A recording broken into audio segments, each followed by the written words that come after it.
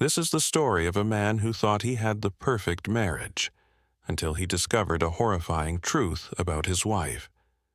A truth that no human should ever have to face. Let's start.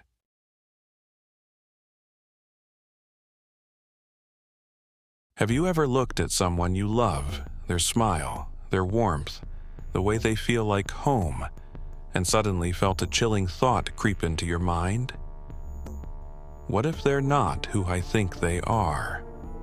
I never questioned Emily. She was my wife, my best friend, my safe place. But now, looking back, I should have noticed the signs. For 3 years, our marriage was perfect, too perfect. She never got tired, never got sick.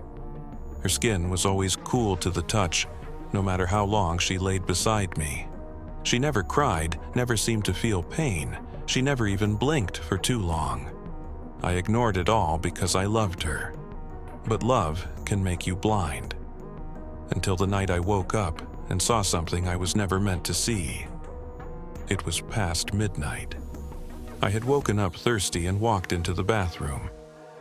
As I turned on the faucet, the dim light flickered, casting long shadows on the walls. Then I saw it, her reflection in the mirror. Emily stood in the doorway behind me, motionless. But something was wrong. Her reflection wasn't moving. A chill spread down my spine. I turned my head slightly, just enough to see her from the corner of my eye.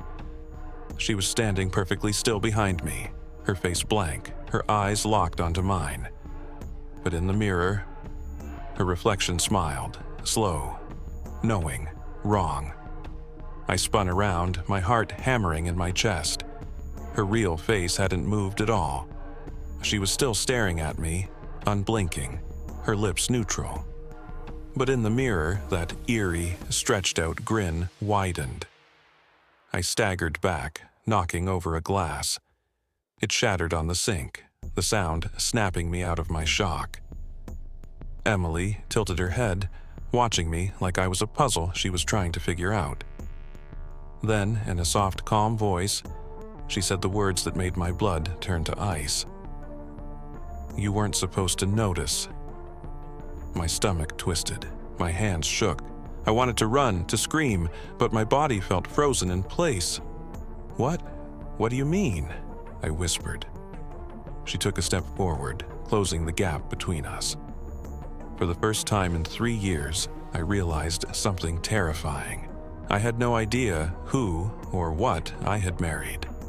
The woman I had loved, kissed, slept beside every night wasn't human, and now that I knew the truth, I wasn't sure if I'd survived the night. Emily's lips parted, and for the first time since I'd met her, I saw hesitation in her eyes. But it wasn't fear, it was disappointment.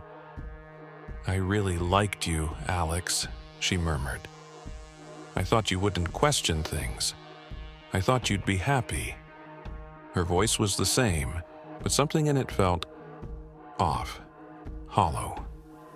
My legs finally moved. I bolted toward the bedroom, slamming the door shut and locking it. My heart was hammering so hard I could barely think. Then I heard it. Not footsteps. Scraping. Like something dragging against the walls. Not human, not normal. I grabbed my phone, hands shaking, and dialed 911. Please, I need help. My wife, she's..." The door handle turned slowly. I backed away. The operator's voice was muffled in my ear, asking questions, but I couldn't focus. I was staring at the door, heart pounding. Then, silence. I held my breath. A slow, wet, clicking sound echoed through the room. It was coming from under the door, like bones popping, like something shifting. Then, her voice. "Alex, why are you afraid?" It sounded normal. It sounded like my Emily, but I knew it wasn't her. I stepped back, my knees shaking. Then, bang! The door shook violently. Then again, bang! The wood cracked. Then the worst part. I saw something slip through the crack, not a hand, something long, dark. a limb that bent the wrong way. My body screamed at me to move, and just as the door shattered, I threw open the window and jumped. I hit the ground hard, pain shooting through my leg, but I didn't stop. I ran. I didn't look back. I could hear her calling my name, soft, almost gentle. Alex, come back.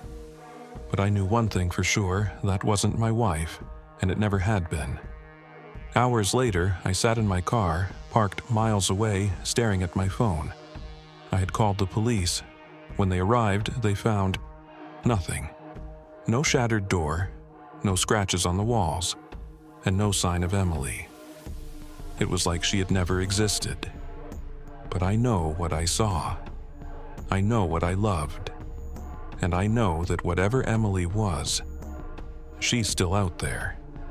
And one day she'll come back for me.